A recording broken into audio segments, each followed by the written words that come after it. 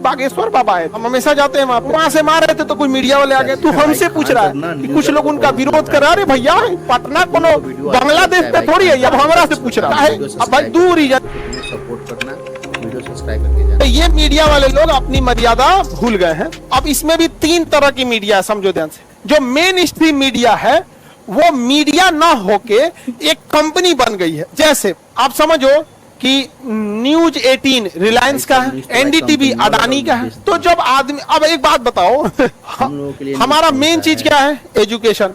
तो हम ज्यादा फोकस किस पे करेंगे? एजुकेशन पे। अगर कल को हम एक जलेबी का भी दुकान एक्वायर कर ले तो हमें कितना ध्यान दे पाएंगे उस पर? नहीं दे पाएंगे यहाँ पे। तो बताइए न्यूज 18 किसका है? रिलायंस। और न्यूज एनडीटीवी अडानी का हो गया। अब ये जितने बड़े बिजनेसमैन होते हैं, ये इनका बिजनेस छोटा मोटा नहीं होता। ये जमीन एक्वायर करते हैं कितना? 500 एकड़। तो 500 एकड़ जमीन किसान से खरीद पाएंगे? तो उसमें गवर्नमेंट का इन्वॉल्व होना जरूरी है। तो इनमें गवर्नमेंट भी रहती है। तो मेन स्ट्रीम मीडिया का तो हाल आप जान ही रहे हैं। अब बच गए ये डिजिटल मीडिया के स्वतंत्र पत्रकार।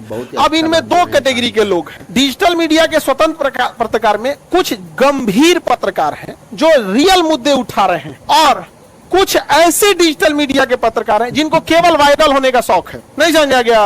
अरे हम लोग को तो एक कब परेशान, एक उदाहरण चैनल बना ले रहा है, एक आके 5 मिनट लगता है चैनल बनाने में, और खान सर आप इंटरव्यू दे दीजिए। अरे भाई पहले तुम अपना एक लेवल, हम लोग भी जब चैनल बनाए थे तो सीधे नहीं कहते कि कौन बनेगा करोड़पति में हम लोग आ जाएंगे। नहीं समझे? तो उन लोग को भी सोचना चाहिए कि पहले आप कुछ अपने आप को स्थापित करो, ठीक ठाक दिखाओ, जेन्युइन मुद्दे दिखाओ। तो 3 तरह की मीडिया। एक नेशनल मीडिया तो खत्म हो गई कहानी यहाँ पे, और डिजिटल मीडिया जो बची है उसमें जेन्युइन भी बहुत लोग हैं, और कुछ को मतलब है वायरल होने से, कुछ देखा के वायरल हो जाएगा। नहीं समझ में आ गया? अरे एक से एक पूछिए।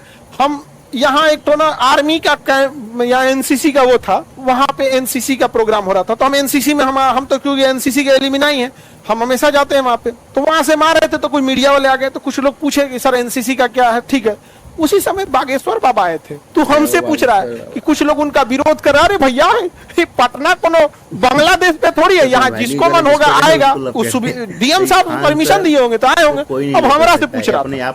अब भाई दो रीजन, एक तो मामला एनसीसी का है, बाबा अपने प्रवचन कर रहे हैं कि आपको कोई मारधार सिखा रहे हैं, प्रवचन कर रहे हैं, सुनना है आप सुनो, नहीं सुनना है मत सुनो। कोई भी बाबा हो, चाहे किसी भी, आपको मन नहीं तो आप सुनिए, नहीं मन है तो मत सुनिए। तो हमारा तो धोखे पूछ रहा था। अब हम गए बाबू ये सब चीज हमसे काहे पूछ रहे हो? डीएम साहब से पूछो, परमिशन वो दिए हैं कि हमारा पटना है। नहीं समझे?